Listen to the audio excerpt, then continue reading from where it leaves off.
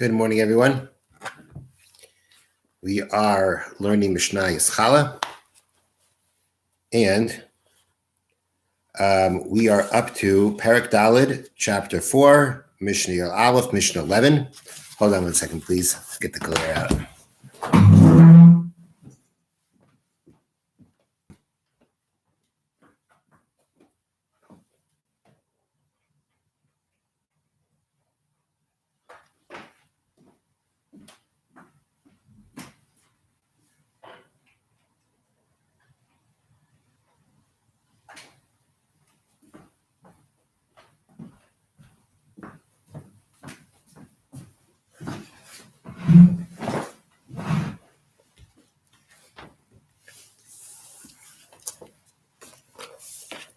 Parak Dalid, Chapter 4, Mishnah Yud Aleph, Mishnah 11. I'd like to dedicate this morning's learning in memory of my mother, Mr. Shalom Rabinowitz, Shalom Mesbas Rav Yaakov Eliezer. Actually, today is the final Mishnah of Masechta Challah. Today we'll be completing Masechta Challah. Ben Antinois Hela B'chairis mi Bavel. There was a man named Ben Antinois who brought up B'chairis, firstborn animals from Bavel. V'lekivu mimenu, and they did not receive it from him. So he brought up, as we've learned before, firstborn animals have a sanctity. If they're unblemished, they are sanctified. They're given to a Kohen, brings them as a sacrifice. Now, if a firstborn animal is born outside the land of Israel, as in this case in Babylonia, so it has a sanctity, but it cannot be brought as a sacrifice, which is why when this Ben Antinois brought up the firstborns from Babylonia to Israel, his plan was for them to be offered. They didn't accept it because the halacha is that an animal that's born outside of Eretz Yisrael, a firstborn animal, when it's firstborn to its mother, cannot be, even if it has a certain sanctity, but it can't be offered as a sacrifice. It actually has to be given to a Kohen who sends it out to pasture, so that once it develops a blemish, the sanctity is gone and it could just be eaten regularly. But this Ben Antinois had brought the firstborn animals up from Babylonia for the purpose of offering them, and then accepted from him because you don't offer a firstborn animal born outside of Eretz Yisrael. Offer as a sacrifice, it is. Next example. Again, we're going through examples of where the sages didn't accept things from people. Yosef HaKohen, a man named Yosef the Kohen, Hevi Bikurei Yayin V'Shemen. He brought his Bikurim, his first ripened fruits, from wine and oil, and they didn't accept it from him. The halacha is that Bikurim is the first ripened fruits. You take part of the first ripened fruits, bring them to the Beis HaMikdash, and it has to come from the fruits, not from a product of the fruit. Now, the halacha is that if when this Yosef would have originally planned on bringing his Bikurim from wine, I mean, if we're talking about oil, olives, and grapes, if original intention when you planted them was to bring the Bikurim from the wine, that would have been okay, but that's not the case here. He originally planned on bringing it from the fruits. Then he decided to change it into wine, into oil. That's when they didn't accept him. That's when you can't do that with your Bikurim.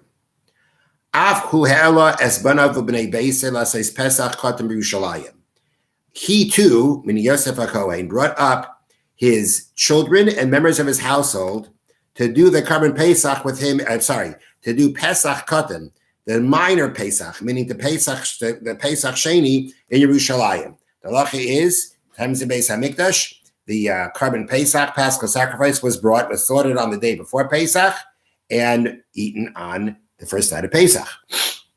If a person is too far away from Yerushalayim to do so, or was Tamei, and therefore couldn't do it, so the Torah says Pesach Sheni, the 14th of Iyar, is when you have to bring a Karban Pesach.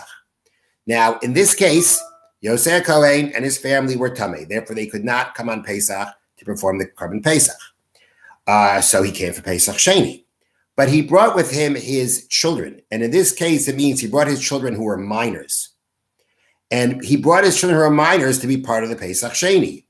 And they made him go back. So as not to have this become established as they turned them back, so it shouldn't become established. This matter should become established as an obligation. What that means is like this. If you're bringing a Pesach, your regular Karban Pesach, then again, if you brought your family from outside of Yerushalayim, if you came in from outside of Yerushalayim, you would bring your young children with you because they're supposed to be there with you for Yontif. They're supposed to be there with you for Yontif. And therefore they are included in the Carbon Pesach. But when you do a Pesach Sheni, there is no obligation to bring your family along. And therefore, meaning your minor children, there's no obligation. If the adults, all the adults have to bring their own Carbon Pesach. They all have an obligation for Carbon Pesach. So if they were Tamei, if they were impure, then they get to do a Pesach Sheni. But here we're talking about the minors. They don't have their own obligation. Just that they are part of your Carbon Pesach when you have them with you.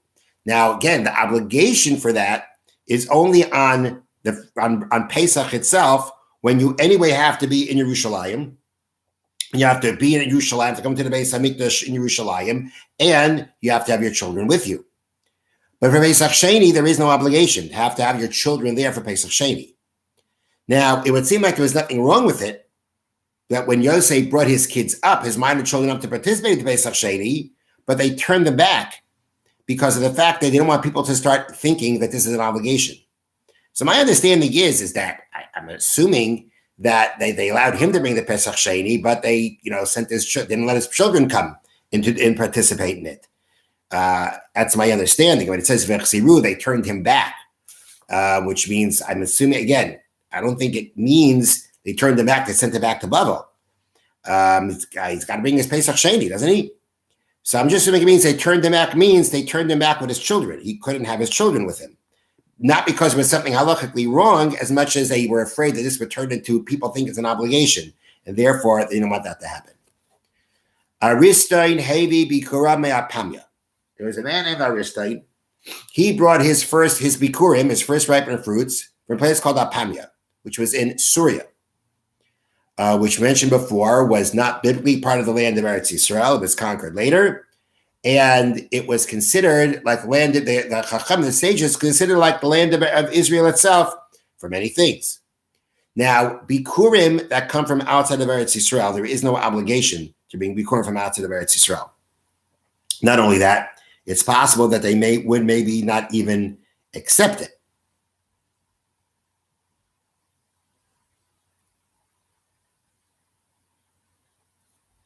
I don't remember we having anything about that specifically of not accepting from outside of Eretz Yisrael. Oh yeah, no.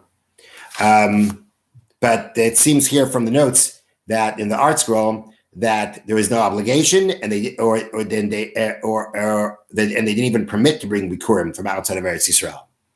But in this case, they said when the Bikurim are coming from Syria, then they accepted it from him because they said, HaKain of Syria, one who buys property in Syria, it's like he buys something in the outskirts of Yerushalayim, which means we consider it like buying a piece of land in Eretz Yisrael.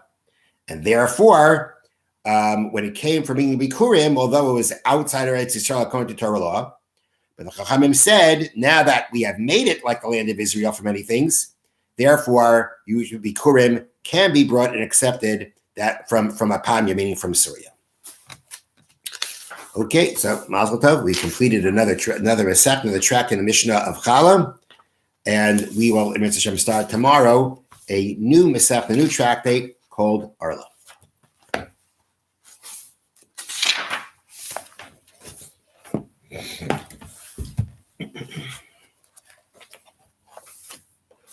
Okay, we continue with the laws of Rechilas, chapter 1 from the Chavetz Chaim, Perek Aleph, Sif Gimel, chapter 1, paragraph 3. V'da, and be aware, know, the Isser Rechilas hu afilam ein miskavim b'Rechilusai, lachnes sina b'libay aloi saploni. The problem with Rechilas is that when you tell Reuven what Shimon did to him, then Reuven develops this dislike for Shimon. So now, even if when you tell Reuven what Shimon did to him, your intention was not to cause Reuven to hate Shimon. Or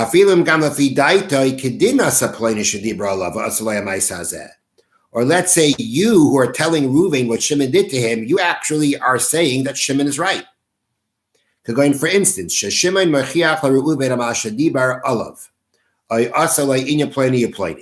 For instance, Shimon is rebuking Reuven. Sorry if the names get confusing. Shimon rebukes Ruvain for something that he said about him or did to him. Okay, so Shimon confronts Ruvain about what Ruvain said about him or what Ruvain did to him. And Ruvain says, I didn't do anything wrong to you. I was right. Harah, I'll bring you a proof. Shigam Yehuda Amar Lav Cain. Because Yehuda said the same thing about you. He did the same thing to you. Now, is the intention of Ruvain to say this to Shimon was not to badmouth Yehuda, but was to say that I'm right because look, Yehuda did the same thing. However,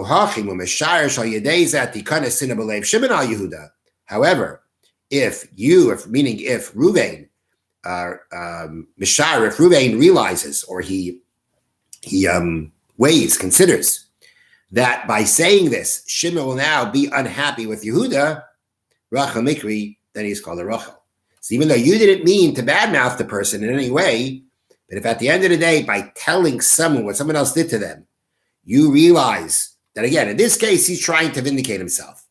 But if you realize that when you're vindicating yourself by saying that someone else did the same thing, that will cause dislike in the other person's, that will cause the other person to dislike that person. So again, if Ruvain is trying to say to Shimon, I'm right for what I said, because Yehuda said the same thing about you.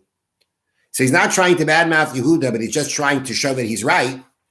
If Ruvain evaluates the situation and says to himself, or even considers the possibility that by saying this, Ruvain will dislike Yehuda for what Yehuda said about him, then Ruvain can't say it, even if his own intention was not to put down Shimon.